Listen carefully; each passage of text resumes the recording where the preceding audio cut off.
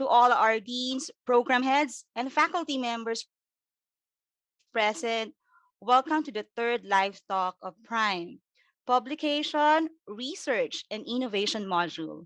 I'm Trisha Gatinga, your MC for today, and I'm excited to be here because I'm sure there will be another meaningful academic exchange.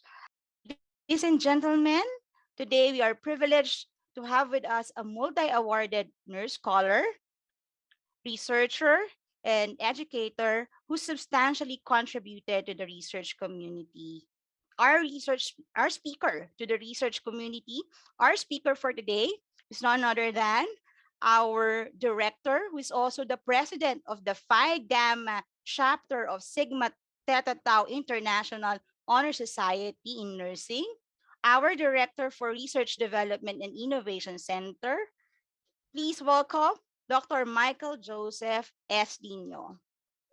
So again, this is Professor Dr. Michael Joseph Dino, your director, and of course, one of the champion facilitators of our program, the publication, research, and innovation modules for educators. Okay, so it has been several days, or I can say hours, since we met last time, and this session is intended towards completing uh, the remaining topics that we started last time, and that is all about you have your academic writing and of course scholarly writing.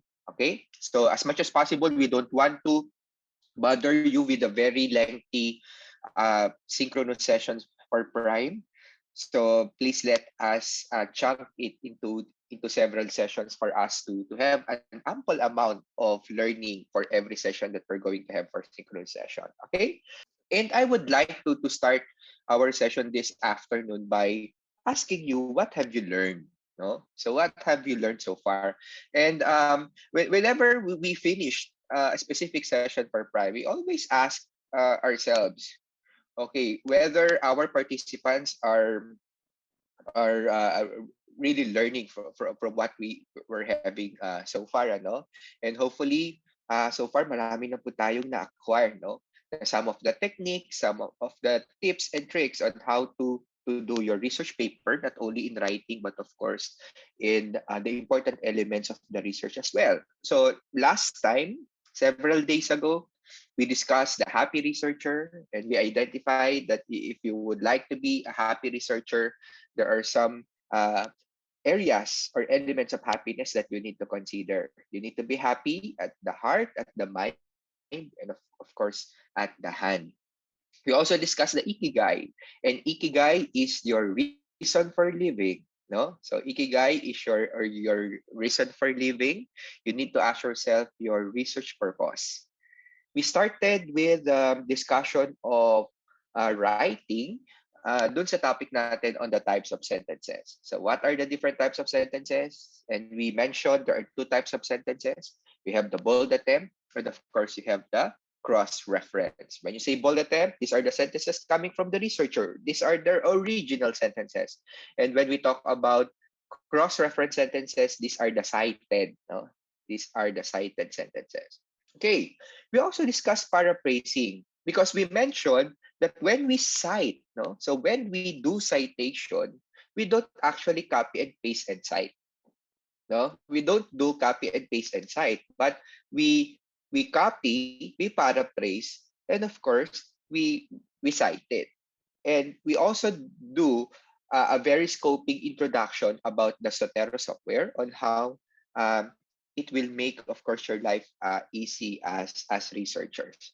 Okay, so yon. So for this afternoon, we're going to extend the discussion by discussing to you on how you're going to write your introduction. And when you say introduction, this is one of the most important part of your manuscript. Why? Because it will serve as the windows. No, it will serve as the windows for your written paper. So if your introduction is well written, okay, so it will somehow invite the readers, no, invite the readers that your paper is worth, of course, reading.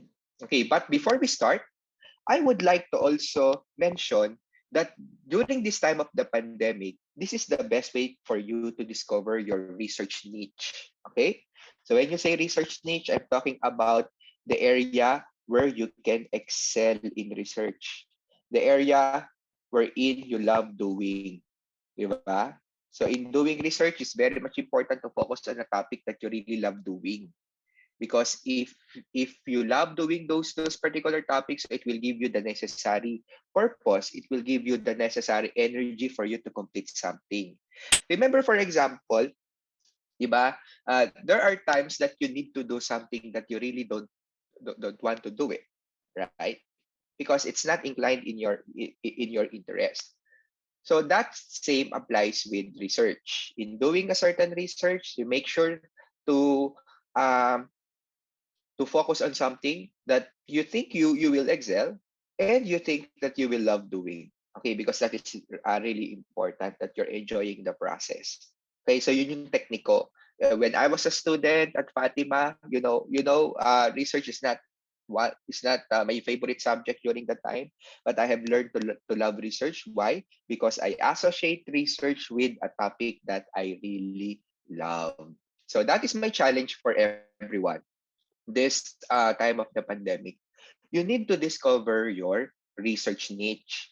And if some of you are asking, is it really possible to do research in this kind of new normal? Yes, that is really possible. Why? Because we have several reasons. No, we have several reasons to do publications. Why? Because in doing research, we can also produce papers even if there's no interpersonal interaction. Just like, for example, meta-analysis papers. Okay? So when you say meta-analysis papers, you're just downloading previous articles and you're just analyzing it. So hopefully we're going to have a separate session on how we can do meta-analysis or meta-synthesis papers, or in general, you have the systematic review. In systematic review, you don't need to float questionnaire, distribute questionnaire. You just need, of course, data from previous studies. And that is very exciting to do. No? You don't need to be in person to do that. You can actually collaborate with your peers and like-minded researchers when it comes to systematic review or meta-analysis. And if you're going to take a look at our triangle, so siya yung nasa top, no?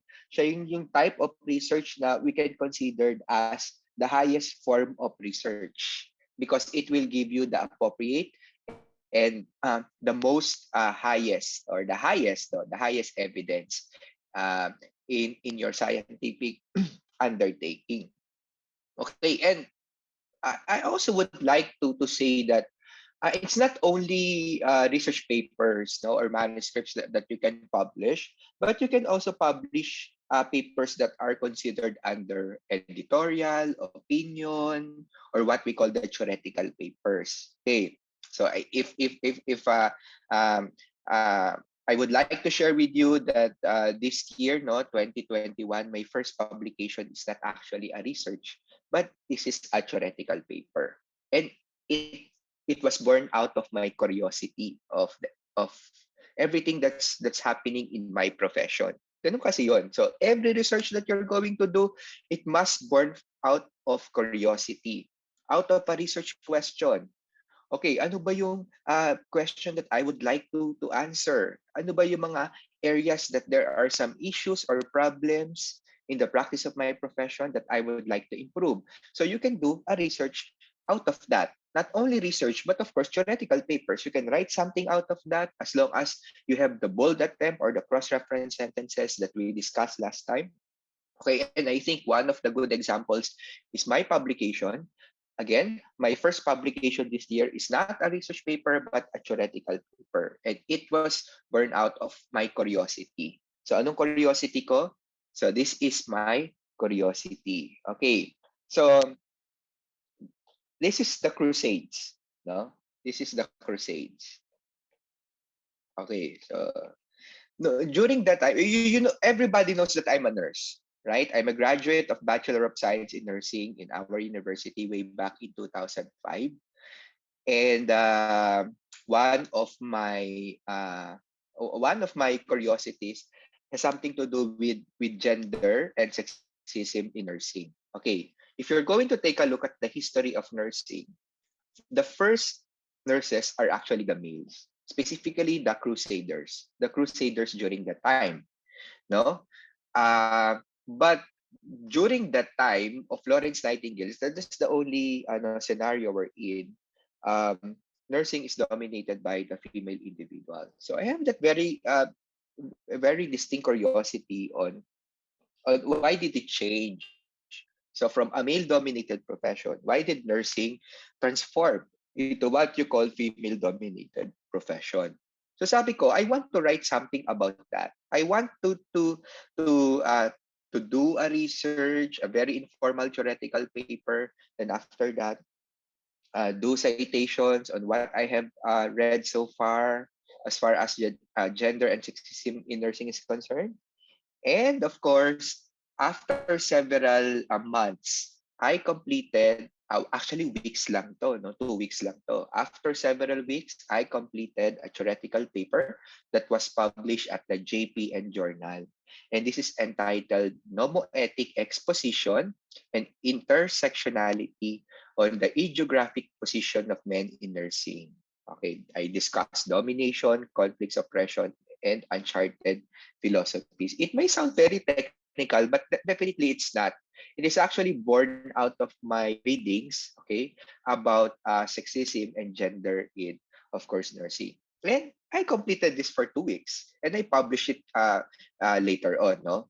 Okay, so we have a question here from Abraham Latoza. Is there a place for theological or a philosophical topic to be researched and published at OLFU journals? Yes, we have several journals in the university that are considered institutional. However, we would, of course, advise everyone to publish externally, not only, of course, in the Philippines, but of course, in the international journals as well. Those journals that are listed under Scopus. Okay. Kasi we would like to extend the reach of Fatima of Fatima research, not only within the institution, but of course in the international level as well. So don't only aspire to publish at our own journals, but also aspire to publish at international or what you call, you have your Scopus listed journals. But definitely, there's a place for a theoretical or philosophical topic to be researched and published at OLFU journals, as well as to other, of course, external journal as well. And we would like you to publish externally. Okay? Kasi para mas malaki yung yung influence ng ating publication. Sabi nga nila, why reach out for the moon if you can reach the stars? Tama ba? Parang I just saw that from a social networking site. Parang I just saw that from a social networking site, no? Why reach for the moon if you can reach out for the stars? So we aim for something that's really um what you call achievable, something that's also feasible to keep ourselves, of course, at par of on our expectations. Okay, so yon. So at this point, I would like to share with you and review again the components of a publishable paper. So again, we will not do the chapter format, but we will do mga average 15 pages lang to, yung tinatawag nating IMRAD format. And an IMRAD format is composed of the introduction. Sometimes you can just do a very short literature review, methods, results, and discussion and recommendation. And there are two ways to write research paper. Sometimes, no, you need to have a working paper already. So may working paper ka na, may data ka na-analyze mo na yan, then you're just converting it to publishable format.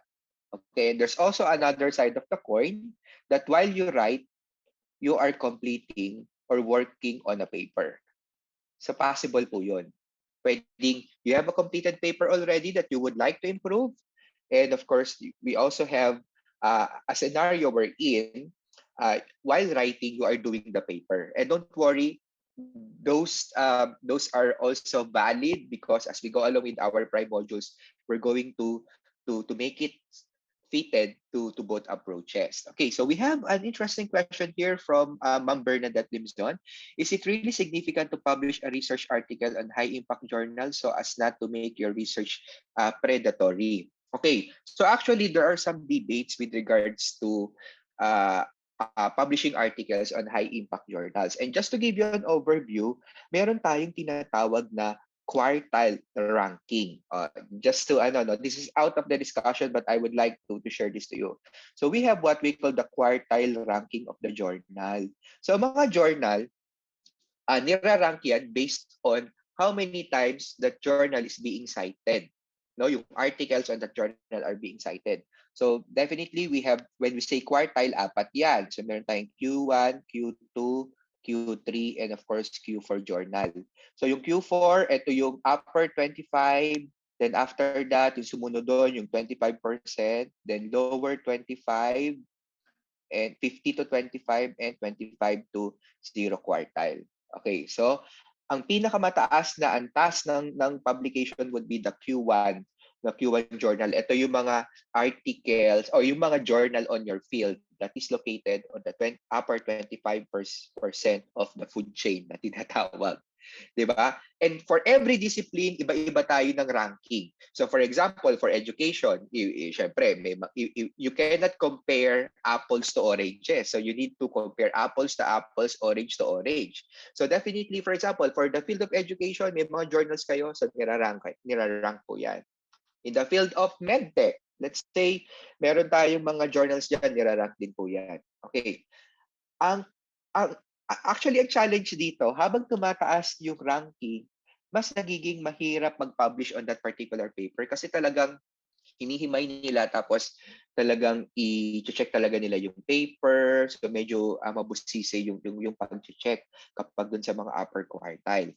So with regards to the question, yes, tama yon. So we have the bills list according to Maybell. However, there are some issues din kasi. And with regards to answering the question, is it really significant to publish a research article on a high impact journal?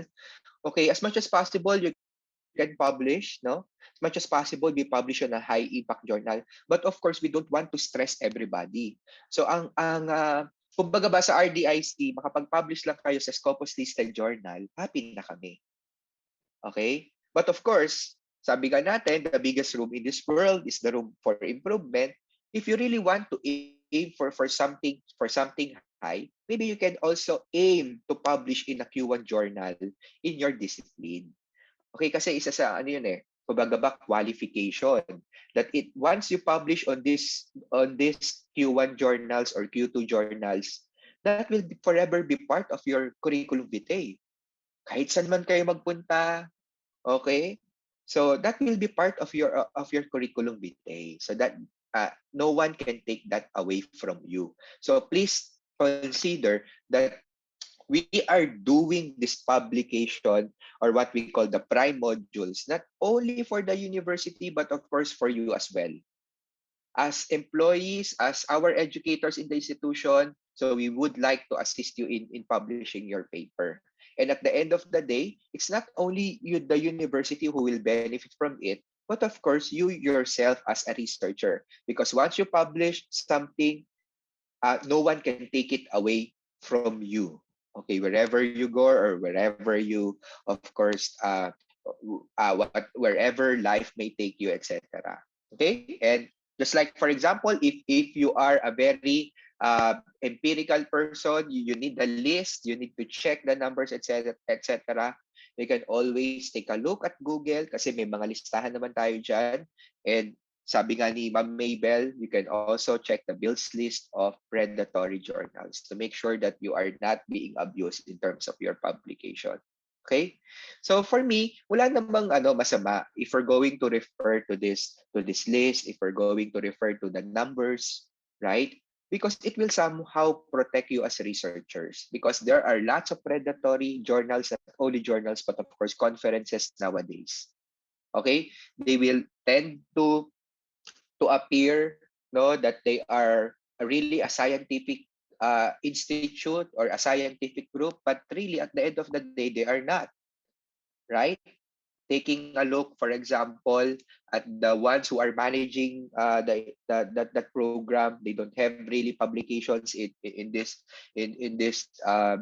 journals, no. So minsan we really need to protect din kayo kasi sayang yung effort that you're giving to your research projects.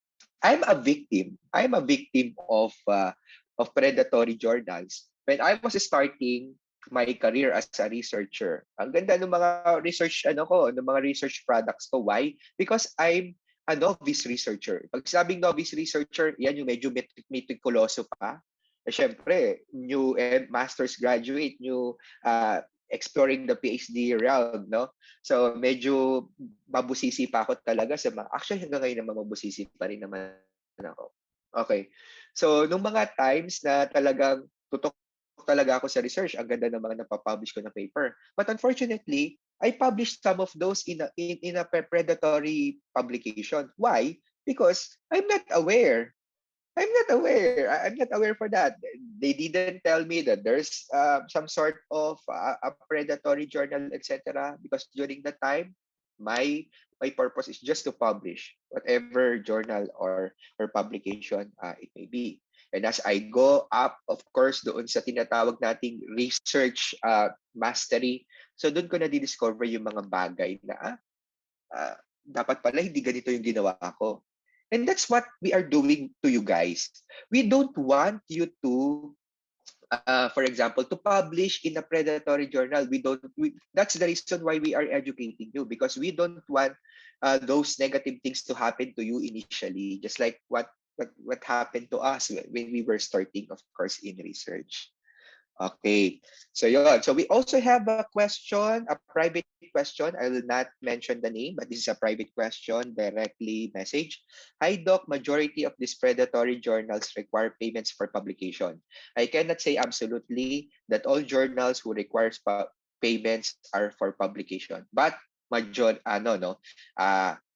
majority siguro ng nasa Pilipinas na nagpapabayad. They are predatory publication. Ganito kasi siya. Okay. Magandang usapan to. No? This is the reason why we want synchronous sessions with you guys. Okay. So in terms of journals, so may mga journals na nagre-require ng payment at meron ding journals na nagre-require ng no payment. Okay. So think of journal publications as business, no? Mga business din kasi siya. So for example, sabihin natin Journal of Education. Example lang, Journal of Education. So para ma-produce ang Journal of Education, siyempre kailangan ng manpower, 'di ba? Kailangan natin ng manpower, kailangan natin ng talent, kailangan natin ng mga officers. What else? Kailangan natin of course ng mga technical requirements, website, etc. ganyan. And it requires money.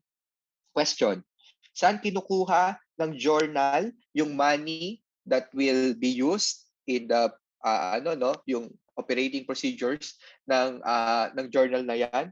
Of course, dalawang bagay yan.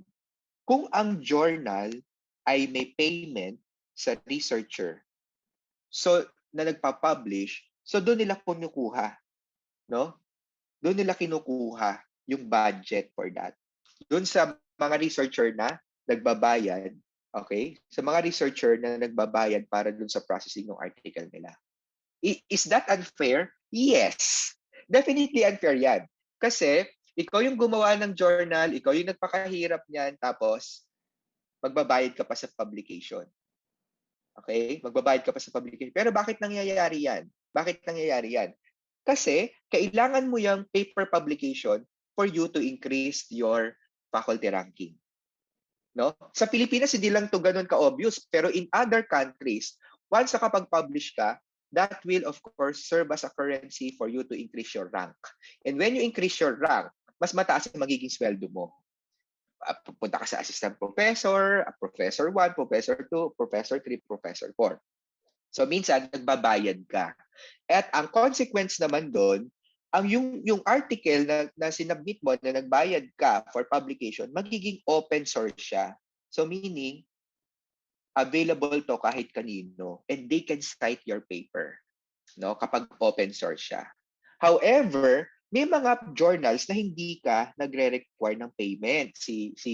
Ano no, si institution, yung journal, yung company na nagpo-produce ng specific journal.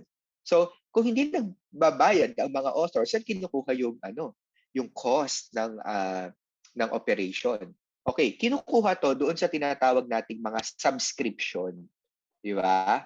So, subscription siya. So, meaning, Our Lady of Fatima University, magsasubscribe doon sa journal na yon, may annual fee yon. So, doon nila kinukuha yung production cost ng particular journal. Hindi nila kinukuha doon sa mga authors. So, anong drawback noon? By subscription yung article mo, hindi siya available to anyone. But available lang siya doon sa mga nag-subscribe sa journal mo. So, therefore, limited ang pwedeng mag-cite ng article mo. Eh bakit ba importante ang citation? Citation is really important because it will increase your research statistics. Because researchers are not only measured based on the articles, number of articles that you publish, but the way these articles are being utilized in the scientific community. And one way of utilizing that would be your citation, right? Kaya ako, you know what? When I publish a paper, it didn't end there. I also look at, ay, na-cite na kaya yung paper ko? Or every now and then, kasi di ba may Google Scholar accounts tayo, no? And you can also apply for that. Nano-notify ako, you are being cited by this researcher, etc. So natutuwa ako doon kasi I did the paper in the Philippines and yet my paper is being cited in Canada, in the US, in Zimbabwe, etc. So nakakatuwa siya and it really increases my statistics as a researcher to make it more reliable kumbaga, no? You are placing yourself on the field of your endeavor if you are publishing, no, if you are publishing as a researcher. Okay, so we cannot absolutely say that kapag may payment yan, predatory yon, kasi you know what, ginawa ko yan. So just to give you an idea, na-publish yung paper ko sa Plus One, and Plus One is an open source journal. Magkano yung binayad namin? 1,800 USD. So if we're going to compare that, siguro mga almost 100,000 yan. 100,000 pesos.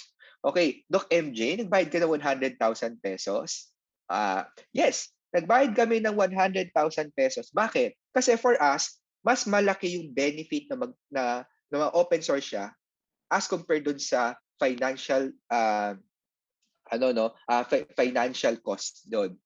However, sa Pilipinas, kapag nag-publish ka, pwede mo yung ipa-reimburse. No? Pwede mo yung ipa-reimburse sa Department of Science and Technology. Nagbibigay sila ng grants, okay? Kasi kailangan ng Pilipinas ng publication, especially dito sa mga journals na located sa Q1, Q2, Q3, and Q4, or yung mga Scopus listed journals, because that will increase the statistics of the country in terms of your participation to knowledge exchange. Yan. So nagbayad ba ako noon? Yes, nagbayad ako. Pero later on, na-reimburse ko naman siya. And ngayon, ang dami ng citation ng paper ngayon. So yun yung mga benefits. Kumbaga ba parang during those times, nag-invest ako. But look at me now, no? So I'm being invited in several countries for speaking about research because I have concretized myself in the field of my endeavor, no? In the field of endeavor. So yun. So very good discussion. So very good discussions po. So sa journal, okay lang na magbayad. Kasi makikita mo naman yan sa website kung reliable yung journal. Makikita mo yan eh. Mararamdaman mo yun. Mararamdaman mo yun. Para sa akin, ang talagang sabihin natin unethical would be if you're going to receive a certain award, hindi ka dapat magbayad. Yun. Kasi kung predatory yun. Tapos a-attend ka ng isang award giving body or award giving scenario, no? At tas ang dami-dami yung i-awardan. 'Yon ang predatory. Okay? A-attend ka, bibigyan ka ng award, pero magbabayad ka dun sa award mo, tapos pagdating mo doon, ang daming nabigyan ng award, lahat kayo best researcher, etc. So 'yon yung tinatawag nating of course predatory. Kasi kapag na-recognize ka sa research, you don't need to pay anything. And that will, of course, decrease the prestige of that particular award. Kung merong mga predatory journal, meron ding predatory award-giving body sa research. At meron ding predatory, of course, conferences. That the purpose is really primarily not to develop the field, but of course, for the organizers to earn money. Okay, and we don't want you to fall to those traps. That's the reason why we are having this pride for you to open your minds on to these realities as far as research is concerned. Okay, sometimes research is really unfair. Sometimes you are doing the work, okay, and you need to pay for it sometimes. But of course, consider this as an investment. Consider this as an investment. And if I'm the researcher, no, I have no regrets on what I have experienced, because whatever I experienced in the past for research made me a better researcher today. Okay, so yun. So ganda ng discussion. No?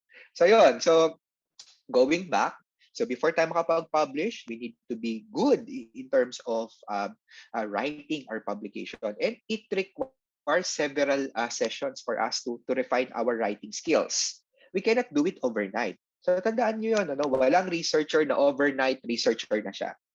Okay? That's a continuous process of learning, relearning, and unlearning. Okay, learning, relearning, and unlearning. And sabi nga natin, ang research ay merong mga different sections. So ang IMRAD format, introduction, review of lit, method, result, and discussion. And of course, you have your recommendation. So as you can see here, okay, ang IMRAD paper, sabi natin last time, okay, ang IMRAD paper ay usually composed of around 4,000 to 9,000 words, made up of sentences. And of course, there are two types of sentences. Natatandaan pa ba yun? You have the bold attempt, and of course, you have your cross references. If you're going to convert your write-up into a figure, ito yung figure na yon. This is a schematic diagram of an IMRAD publication. And the size of the box or the figure will tell you how, sabihin natin, huge that part is in terms of the overall reference to the overall quality or the overall length of the article. So for example, ano dyan yung pinakamaliit? Yung title, because that's the shortest. And yung introduction, you start with the general going to specific, and for the discussion, you start with the specific going, of course, to what you call general. Okay? And just for comparison, when you write a paper, it's actually different uh, in the manner that you're going to present it. Diba? For example, there are lots of conferences out there. There are lots of conferences out there, and for the conferences, no, you are asked to present your paper. So it's different from dun sa tinatawag nating presentation. Kasi kapag nag-present ka, this is the recommended. This is the recommended percentage. So for the introduction, you just do that for 10% of the whole presentation. For methods, that's 30%. For results and discussion, 50%. And for conclusion, that's 10%. In the international scene, the length of every presentation is around 10 to 20%. 10 to 20%. When I defended my dissertation at UST, you know what? I only presented for 15 minutes. I only presented for 15 minutes. Because for me, a defense should not exceed, no? A defense should not exceed hours, no? So, gone are the days. Traditional na yon. Yung mga dissertation defense, nag-exceed siya ng mga 6 hours, 5 hours, etc. Gone are those days. Because for now, research presentation is a celebration. No? Is a celebration. Na yung tipong kapag nag-present ka, so talagang okay na yung paper because you are well guided, and there are very limited areas for discussion already. Okay? So, yon. So again, an eBread format is composed of around 4,000 to 9,000 words, and it is made up of sentences. And of course, there are two types of sentences. So we discuss it that there's a B and there's an X. The bold attempt are those sentences coming from the researcher, while the cross-reference, those sentences are coming from previous articles. So again, mahirap bang gumawa ng bold attempt? It requires practice. Okay, but if you're doing writing every now and then, it will sharpen you as a writer. Okay ba mag-cross-reference? Depende.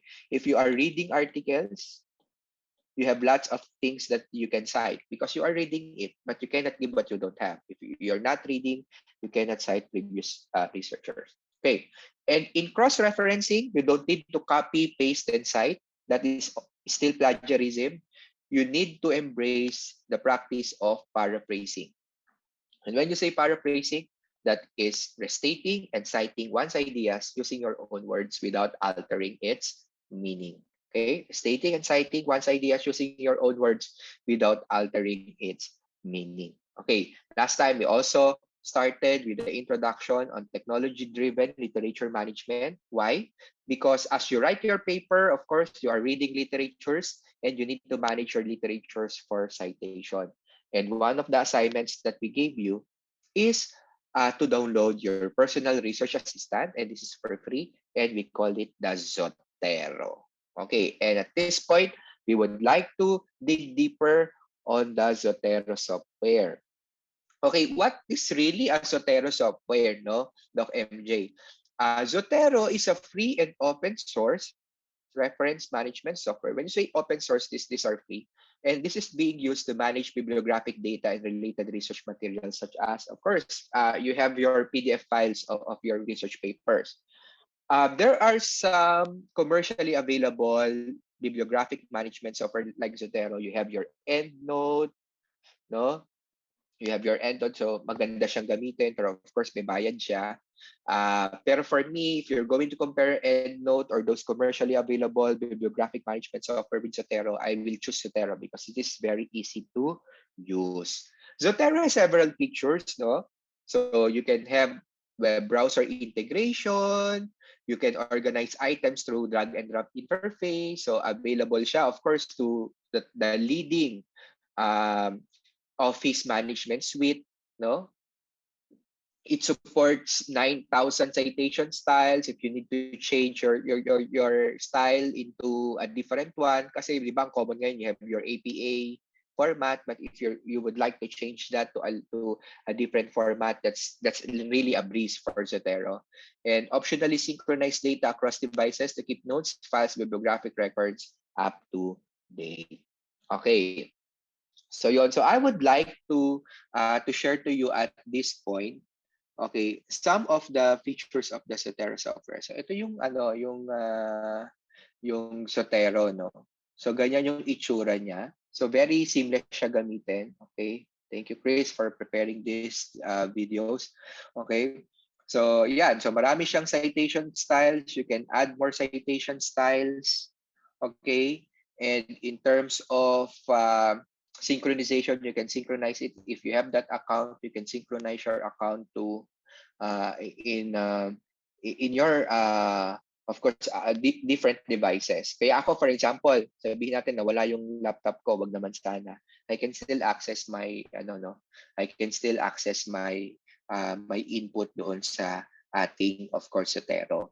Okay, so Zotero is a standalone software. However, we are requesting you to install a plug-in to Microsoft Word. Kumbaga ba, i-add natin siya doon sa features ni Microsoft Word. So, paano yon? So, please take a look at this one. So, you can do that for Mac OS. You just click on Preferences, you click on Site, Word Processors, then reinstall Microsoft Word add-in. So, ganun lang. Installation was successful. Diba? So, punta lang kayo doon, again, sa Preferences, click nyo yung site, tapos reinstall Word add-in, then you click OK. Okay, doon sa inyong Zotero, then kapag kinlik nyo na siya, pag open nyo ng Microsoft Word, nahando na siya. At later, papakita ko yan. Okay? Papakita natin siya. Again, Zotero, menu, Preferences, Site, Word Processor, and Install Microsoft Word add-in para mapasok siya. Tapos mamaya kasi papakita ko kung paano yan ginagamit within, of course, the Microsoft Word within the Microsoft Word, of course, interface. Okay, so yon. So you have the Zotero. Again, you can input all the articles that you have read because later you're going to cite that. Okay? Pero ang isa sa mga pinaka-major objective natin for this session would be how to create a very compelling introduction. Yan. So paano ba tayo magsusulat ng introduction na very compelling? And we are very much excited to see your group products in the future, no? Kasi itong module na to, ang ating courses would be for us to submit our introduction. Okay. So let us begin. So you know what? Writing the introduction is one of the most uh, challenging tasks for a researcher, especially if you're a beginning researcher. Why? Because this will be your first attempt to create a certain section of the paper. Di ba? So if this is your first time, sabi nga, you always remember your first time, no? And sa pagsulat ng paper, usually ang pinakaunang section ng article that you're going to write would be your introduction. Okay, I have read a lot of books about research, but very few of those research books will tell me how to write an introduction. I challenge you take a look at research books and check nyo doon ano ba yung magandang paggawa ng introduction. Seldom, these techniques are being mentioned in the uh, in books. So what I'm going to share with you is my experience on how to write introductions that you can find anywhere else. So these are the patterns of introduction that I have discovered, no? Sa paggawa ng introduction, meron tayong three approaches. Yun, di ba? So in writing your introduction, you have three approaches. Okay? So let us start with those approaches. Okay, so first approach is what you call the tips approach. Okay, this is the first approach, yung first line. So this is approach number one. Your first approach in writing the introduction is what you call the tips approach. So when you say tips approach, you have minimum of 4 sections in your introduction. There's a section that will discuss the trends on the topic. There's a section that will discuss issue on the topic. There's a section that will discuss the problems in the topic. And of course, your last section would be your sentence of purpose of your study. Yun yung tips approach. And if you are a beginning researcher, I would suggest you do the tips approach because this is the easiest way. Okay, however, if you want to be for example, if you want other approaches, this is the second approach, what we call the burp approach. The burp. Okay? So B, R, and P. So what does it mean? So B, R, and P. In writing your introduction, you have 3 sections. First section will talk about the background about your topic. Second is the reason on why you are doing the research. And finally, you are going to mention the purpose. So ang tawag natin doon ay burp approach. Burp. Okay. So ano ulit yung una? Yung first approach, especially kapag novice researchers, the tips approach. You start with the trend, you discuss the issues, you discuss the problem, and of course your sentence of purpose. Okay, again, can you please say tips? Ayan, okay, tips. Sige. Okay, tips. Ayan, tips. How about, can you say burp? Yan. Kasi maganda yan, sinasabi sa sarili or tinatype para hindi makalimutan. Okay. My favorite approach is what you call the establish approach. Okay. So for this approach, you have 3 sections in your introduction. The first section is what you call establishing the territory. For me, this is the most advanced.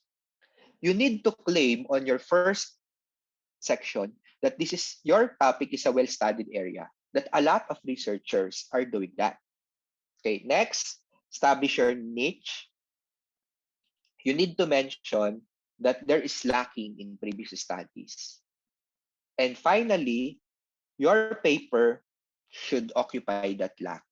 Okay, so you need to write a narrative mentioning the core message that you need to occupy that land. Again, establish a territory. You need to claim that this is a well-studied area. Next is establish your niche. You claim that there is lacking, although it's well researched in the past. There is still lacking in the present. And lastly, of course, you need to occupy that lack. So that is what we call the establish approach. Again, what are the three approaches in writing your introduction? Kapag novice, tips. Okay? Kapag kapag gusto yung ibang approach, you have the verb, and of course, you have your establish. Okay. However, you take a look at the different approaches. Regardless of your approach, whether it be a tips, a verb, or an establish, there are definitely three sections in your introduction. The first approach that you're going to do is to discuss something about your topic. So when you say discuss something about your topic, you can mention the trends, the issues, the background, and of course establish the territory. Then your next approach would be to discuss that there is lacking in previous study. When you say lacking, there's a problem. That is your reason in doing the research, and establish your niche. And final thing that you need to do is to state the purpose of your paper. Okay? Sentence of purpose, and your purpose of the paper is to occupy what is lacking in previous literature. Diba? Nakita niyo siya, yung may pattern ang introduction. And I discovered this upon reading several, of course, a lot or maybe thousands now, thousands of research paper na merong mga ganyan mga approach because I'm learning, I'm still learning, no? When I'm reading articles, nabasa ko yung introduction at nakita ko yung way on how they develop the introduction, na-amaze ako, ang ganda ng pagkakagawa niya. But at the end of the day, it will fall under this pattern.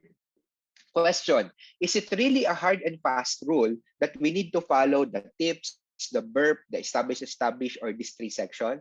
The answer would be, this is not a hard and fast rule. Actually, you can modify and you can create your own style. When I say creating your own style, what I mean is you can start first with the trend, then after that, you introduce the problem, and after that, you specify your purpose.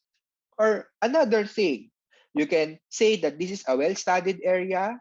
You tell something about definitions. You state your reason for doing that. You state a certain problem. Then you mention that you would like to occupy what is lacking in previous. Right. Another thing, you mention some issues. You tell something about this is a well-studied area. You mention that there is lacking. You identify a certain problem, then you mention your sentence of purpose. So it really depends on you on how you can mix and match it. And at the end of the day, that will define your style as a writer, right? Kita nyo, although we have different rules, it's actually open. And we urge you to discover your style in doing your introduction. Okay? So we urge you to discover your style in doing an introduction. Okay, so I would like you to capture this slide. Okay, so if you have your devices with you, your smartphones, your cameras, etc., I want you to capture this one because I'm going to give an example, okay, of a certain published papers, a very simple paper, pero ang ganda ng pagkakasulat ng introduction. Right? Okay. So please capture this slide because I will ask you to identify the sections of the introduction. If that is a trend, an issue, a problem, a reason, establish a territory, establish a niche, or occupy a niche. Okay? So yeah, capture po natin yan because we will be needing yan. We will be needing that as we discuss the example. Okay, so yeah, I will give you an example and this is one of my favorite papers. No, bakit ko siya favorite? Kasi napaka-simple. A very simple paper, pero ang ganda ng pagkakasulat. Okay? And this was actually entitled Role-related stress experienced by academic librarians from Ellen Shupe, Stephanie Wambo, and Reed Bramble. Okay, so parang ano, no, parang Transformer, Bumblebee. So these researchers came from the Grand Valley State University in the USA. So they are from the Department of Psychology. And you know what? Whenever I see and read papers, I always dream of Fatima researchers, no, Fatima faculty publishing papers and putting their names on the author area. No, nakalagay dyan. For example, you have sabihin natin Miss Armina Javier, 'di ba? College of Hospitality and Institutional Management, Our Lady of Fatima University, Valenzuela City, Philippines. Di ba? O kaya naman yung paper na of course we are working right now, no? Together with the College of Criminology, nakalagay diyan. Zorobabel Laureles, di ba? College of Criminal Justice. Our Lady of Fatima University, Valenzuela City. Oh, di ba? Gusto natin yan. O kaya Ira Borillo, Research Development Innovation Center. Di ba? Valenzuela City, Philippines, near Tolyahan River. Di ba? So something like that. Just joking. Okay. Kasi ito is coming from the Department of Psychology. Okay. Grand Valley State University, State University, USA. Ay, napakasimple nito. Alam ginawa nila? Nag-survey lang sila about the stress experienced by librarians. Okay.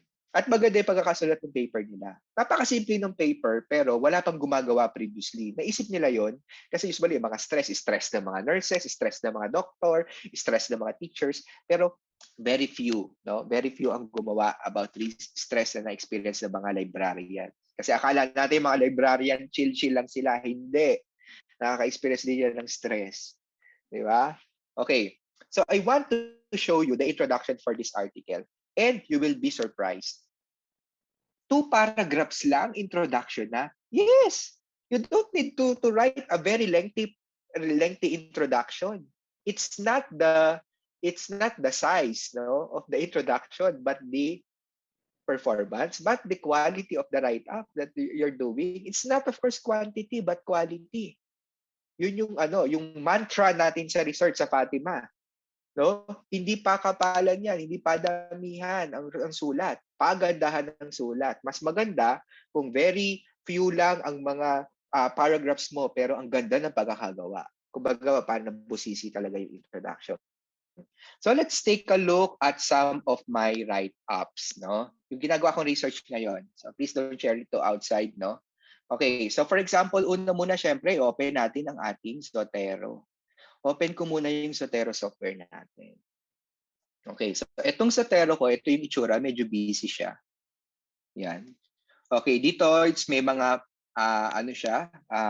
folder. At sa bawat folder na yan, meron tayong mga in-input dyan. Again, yung mga nabasa kong article, in-input ko na siya. In-input ko na siya using, of course, yung ating of course, ito, no? Kiniklik lang natin dyan yung ISBN, etc. Nung article na na-download natin, automatic papasok na yan dito.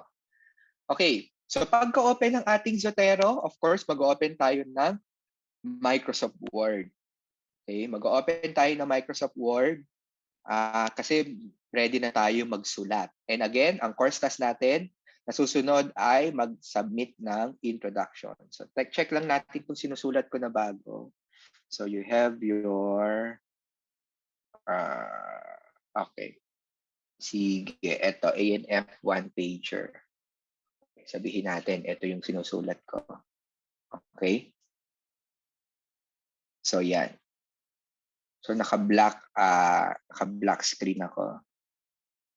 Yan. Okay, so doon tayo sa pinakadulo. For example, gagawa na ako ng introduction. So again, dapat naka-open ang Zotero, naka-input na sa Zotero.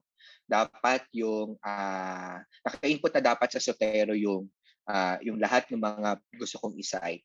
For example, you have your lakihan natin ng konti. Yan. So intro introduction. Okay. So for example, my research is all about, sabihin natin, simulation. Simulation in education represents one of the most promising intervention during the COVID-19 pandemic. Okay. Ito ay nabasa ko. So, nirephrase ko na siya. So, anong gagawin ko? Punta ako dito sa Sotero. Then, add edit citation. So, again, you need to link your Zotero muna sa Microsoft Word. Okay. Then, for example, ito ay research ni, sabihin natin yung time nyo ka. Okay. So, makita nyo, nagpo-populate na yung list, tapos enter mo lang siya. Okay.